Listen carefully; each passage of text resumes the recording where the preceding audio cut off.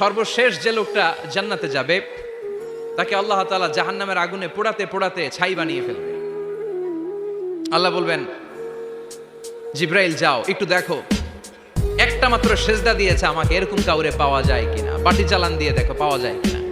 খুঁজে খুঁজে কাউরে পাবে না। আল্লাহ বললেন আবার দেখো, খুঁজে খুঁজে একজনকে পাবে, সামান্য ইমানের ছিটে ফোঁটা তার অন্তরে ছিল। আল্লাহ বলবেন যেহেতু ছিটে ফোঁটা আছে, অনেক মায়ের খাইছে, ওকে বের করে জাহান্নাম থেকে বের করে একটা নির্ধারিত দূরত্বে রেখে দাও, রেখে দেওয়া হবে। কিন্তু জাহান্নামের আগুনের লেলিহান শিখাতে তার গা ঝলসে যাবে। সে আল্লাহর ডেকে বলবে, মাবুদ তোমার কাছে আমি কিছু চাই না,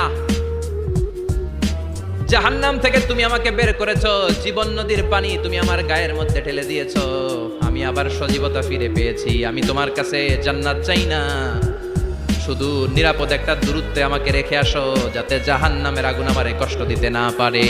আল্লাহ আমি কিন্তু তোমার কাছে জান্নাত চাই না, কি চাই না? জান্নাত চাই না, কিন্তু জাহান্নামের আগুন আমারে কষ্ট দিচ্ছে, এতটা দূরত্বে রাখো যাতে জাহান্নামের আগুন আমার গায়ে না লাগে। আল্লাহ বললেন ওকে রাখবো, কিন্তু আমার সাথে একটা কন্ট্রাক্টে যেতে হবে, যে এটা তোমাকে দিলে তুমি আর নতুন করে কিছু চাবা না। সে বলবে আমি রাজি, কন্ট্রাক্ট হয়ে যাবে। আল্লাহ জিব্রাইলকে বলবেন যাও এমন দূরত্বে রাখো যাতে জাহান্নামের আগুন ওরে কষ্ট না দেয়। রেখে আসা হবে, অনেক দিন সে ওখানে আনন্দে থাকবে, আল্লাহ শুকরিয়া করবে। সে মনে মনে বলবে বেঁচে গিয়েছি, আমি বেঁচে গিয়েছি, জীবনে আর কিছু চাই না, জাহান্নাম থেকে আমি বেঁচে গিয়েছি। অনেকদিন থাকার পরে মনে মনে ভাববে বাইসা তো গেছি, কিন্তু নতুন করে একটু ট্রাই করে দেখি, জাহান্নামের সৌন্দর্যের দৃশ্য একটু চোখ দিয়ে অবলোকন করা যায় কিনা। সে আল্লাহরে ডেকে বলবে, আল্লাহ ইনদি সুআল, আমার একটা ফরিয়াদ আছে। কি ফরিয়াদ? আল্লাহ আগেই বলে রাখি আমি কিন্তু জান্নাতে যেতে চাই না। আল্লাহ বলবেন কি চাও? সে বলবে, আল্লাহ তোমার জান্নাতটা তুমি কত সুন্দর করে বানিয়েছো, আমি একটা নজর শুধু দেখতে চাই।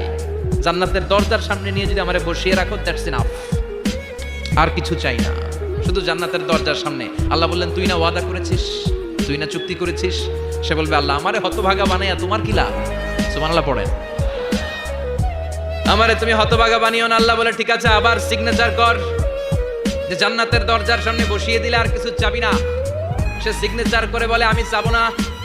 আল্লাহ বললেন জিব্রাইল বেচারারে ধরে জান্নাতের গেটের সামনে বসায় দে।